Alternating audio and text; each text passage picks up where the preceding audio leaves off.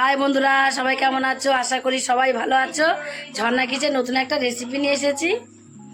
আজকে আমি পনির পোস্ত রান্না করব। শুধু পনির কীভাবে রান্না করব তোমরা প্রথম থেকে শেষ পর্যন্ত পুরো ভিডিওটাকে দেখতে থাকো। আর একটা কথা তোমাদের বলে দিচ্ছি, আমি সারাটা দিন বাড়িতে কী কাজকর্ম করি না করি তোমরা যদি দেখতে চাও তাহলে ঝর্ণা ঘরকোন একটা চ্যানেল আছে, সেখান থেকে তোমরা দেখে নিতে পারো।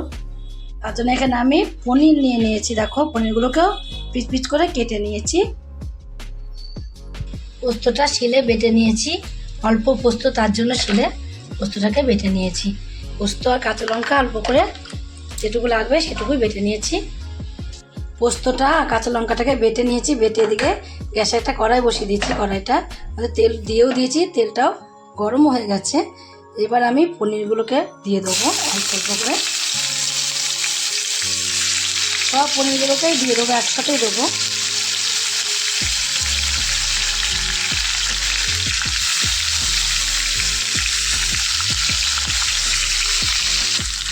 পনিরগুলোকে এইভাবে উল্টে দেবো সব পনিরগুলোকেই। আর বেশি ভাজবো না, যেন পুড়ে না যায়, সেইভাবে পনিরগুলোকে ভেজে নিতে হবে। অল্প করে পনির ভাজলে হয়ে যাবে, পোস্ততে বেশি ভাজতে নেই পনির।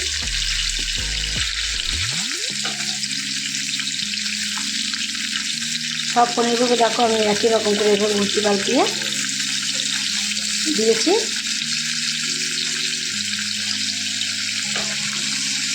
আর গ্যাসের ফ্লেমটা এই সময় একদমই লো ফ্লেমে রাখতে হবে। লো ফ্লেমে রেখে তারপরে পনিরগুলোকে ভেজে নিতে হবে। হাই ফ্লেমে যদি দেওয়া হয় তাহলে পনিরগুলো কিন্তু পুড়ে যাবে আর সুন্দরভাবে একটা ভাজাটা হবে না, আর একটা সুন্দর কালারও আসবে না। দেখবে হালকা একটু যে কালার হয়ে আসবে পনিরটা ভাজা হয়ে গেলে, তখনই আমি পনিরগুলোকে একটা একটা করে তুলে নেব।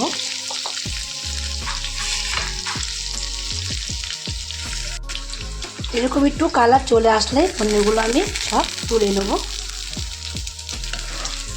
আর সব পনিরগুলোকে আমি একই সাথে ভেজে নিয়েছি, ভেজে কমপ্লিট করে নিয়েছি। কটা কালো জিরে দিয়ে দেবো। সব পনিরগুলো নামিয়ে নিয়েছি, নামিয়ে একটু কটা কালো জিরে দিয়ে দিয়েছি। কালো জিরে কটা একটু হালকা করে ভেজে নেব। ভেজে নেওয়ার পর এখানে আমি পোস্তগুলোকে দিয়ে দেবো। পুরো পোস্তটাকে আমি দিয়ে দিয়েছি, দিয়ে একটু হালকা করে নাড়াচাড়া দিয়ে নেবো।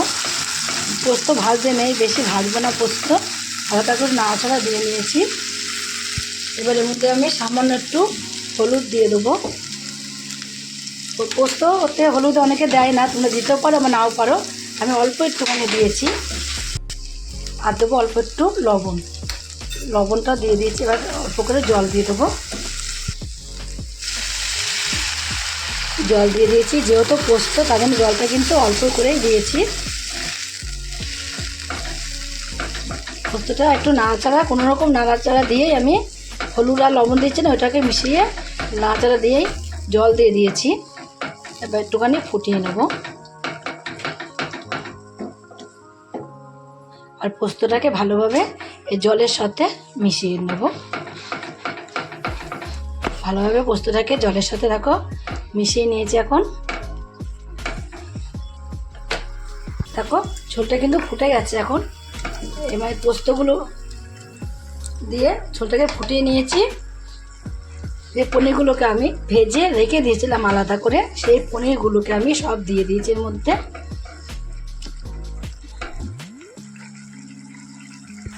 আর এখানে দুটো কাঁচা লঙ্কা নিয়েছি, কাঁচা লঙ্কা দুটো এভাবে দিয়ে দেবো। পনিরগুলোকে দিয়ে একটু ফুটিয়ে নিয়েছি। ঢাকা দেবো না, ঢাকা না দিয়ে এইভাবেই ফুটিয়ে নেবো একটু। পনিরগুলো বেশি ভাজিনি, বেশি ভাজলে মশলাটা ভালো ঢুকবে না, তার জন্য অল্প করেই ভেজে নিয়েছি পনিরটা। একদম মানে গ্রেভি গ্রেভি রাখবো। একটু গ্রেভি গ্রেভি না রাখা হয় তাহলে ওইটা দিয়েই ভাত মেখে খাওয়া যাবে। এই শুধু এই পনিরটা তোমরা পোস্ত রান্না করে খেয়ে দেখবে বাড়িতে একদিন, কতটা ভালো লাগে। পনির তো আমরা অনেক রকমই রান্না করে খাই, শুধু পোস্ত করে কিন্তু খাওয়া হয় না।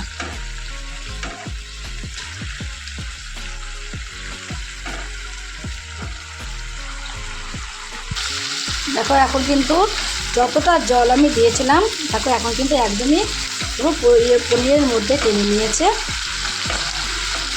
আর দেখো এই যে তেল এগুলি বেরিয়ে আছে, দেখছো, দেখলাম তেলটা একটু বেশি করে দিয়েছি। এইটা দিয়ে দেখবা এই গ্রেভিটা তেল গ্রেভিটা দিয়ে ভাত মেখে তোমাদের খাওয়া যাবে, বা রুটি পরোটা সব কিছুর সঙ্গে তোমরা এটা খেতে পারো। এখন দেখো একদমই কমপ্লিট হয়ে গেছে। এবার আমি গ্যাসটাকে অফ করে দেবো, অফ করে দিয়ে নামিয়ে দেবো। যদি এই পনিরের পোস্ত রেসিপিটা তোমাদের কাছে তৈরি করে খেয়ে তোমাদের কাছে ভালো লাগে, তোমরা যদি ফেসবুক থেকে দেখো ফেসবুকের পেজটি ফলো করে দেবে, যদি ইউটিউব থেকে দেখো ইউটিউবের চ্যানেলটি সাবস্ক্রাইব করে দেবে, পাশে থাকা বেল আইকনটিটা প্রেস করতে ভুলবে না, তাহলে নতুন নতুন রেসিপি তোমাদের কাছে তাড়াতাড়ি পৌঁছে যাবে। আমার চ্যানেল যেগুলো নতুন বন্ধু হয়ে থাকো সাবস্ক্রাইব করে নি, প্লিজ সাবস্ক্রাইবটা করে দেবে, সবার আগে তোমাদের কাছে নোটিফিকেশন ঢুকে যাবে। ছোট্ট করে লাইক করো, কমেন্ট করো, অনেক অনেক শেয়ার করো। নমস্কার বন্ধুরা, দেখা হবে আবার পরের রেসিপিতে।